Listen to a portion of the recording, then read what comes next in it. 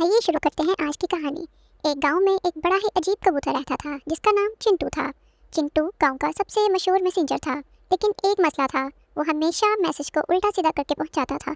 फिर भी गांव वाले इसे अपने मैसेजेस देने से बाज नहीं आते थे क्योंकि वो चिंटू की आदतों से खूब हंसते थे। एक दिन गीता आंटी ने चिंटू को बुलाया और कहा, चिंटू, रामू चाचा को मैसेज दे देना कि कल सुबह 8 बजे सब्जी मंडी में मिलना है, बहुत ज़रूरी बात करनी है। चिंटू ने सर हिलाकर मैसेज याद किया और उठता हुआ रामू चाचा के पास पहुंचा। वहां पहुंचते ही इसने कहा, गीता आंटी कह रही हैं कि कल 10 बजे सब्जी मंडी में चाट खाने का प्लान है। रामू चाचा ने हैरत से आंखें फैलाई, चाट सब्जी मंडी में? खैर चलो, मज़ा आएगा। दूसरी तरफ राजू ने चिंटू से कहा, भाई मेरे दोस्त मोहन को पैगाम दे दो कि आज शाम हम मिलकर क्रिकेट खेलेंगे। चिंटू फिर हवा में उड़ गया और सीधा मोहन के पास जा पहुंचा। मोहन से कहा, राजू ने कहा है कि आज शाम तुम्हारी शादी है, तुम्हें क्रिकेट की बजाय तैयारियां करनी है। मोहन तो घबरा गया, शादी मेरी? अरे मैं तो अभी 10 रुपए भी नहीं कमाता। अब हुआ यूं कि शाम को राजू और मोहन की मुलाकात का वक्त हुआ। राजू क्रिकेट का सामान लेकर आया था और मोहन अपने ऊपर फूलों का हार डाले दूल्हा बनकर आ गया। दोनों एक दूसरे को देखकर हंसने लगे।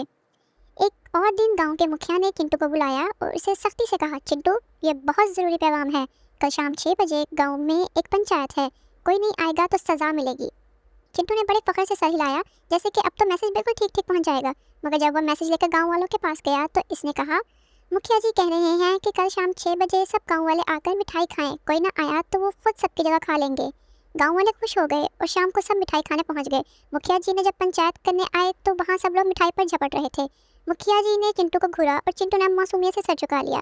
आखिर में गाँव वालों ने चिंटू को प्यार से समझाया, देखो तुम्हारे मैसेजेस हमें हंसाते हैं, लेकिन कभी कभी असल मैसेज भी सही पहुँचाना ज़रूरी होता है। चिंटू ने वादा किया कि वह बिल्कुल ठीक पैगाम पहुँचाएगा। मगर हकीकत ये थी कि चिंटू की बेवकूफ़ियाँ बंद नहीं हो सकी और गांव वाले खुशी खुशी हर बार इसके गलत मैसेज सुनकर कहके लगाते। इस कहानी से हमें ये सबक मिलता है कि ज़िंदगी में कभी कभी छोटी छोटी गलतियाँ भी बड़ी बड़ी खुशियाँ दे जाती हैं, लेकिन इसका मतलब ये नहीं कि हमें हर वक्त यही बेवकूफ़ियाँ करते रहना चाहिए। उम्मीद करती हूँ आपको हमारी कहानी अच्छी लगी, और अगर अच्छी लगी तो चैनल को लाइक करें, सब्सक्राइब करें, और ताकि इस तरह की मज़ीद अच्छी अच्छी कहानियाँ आप तक पहुँचती रहें। Thank you.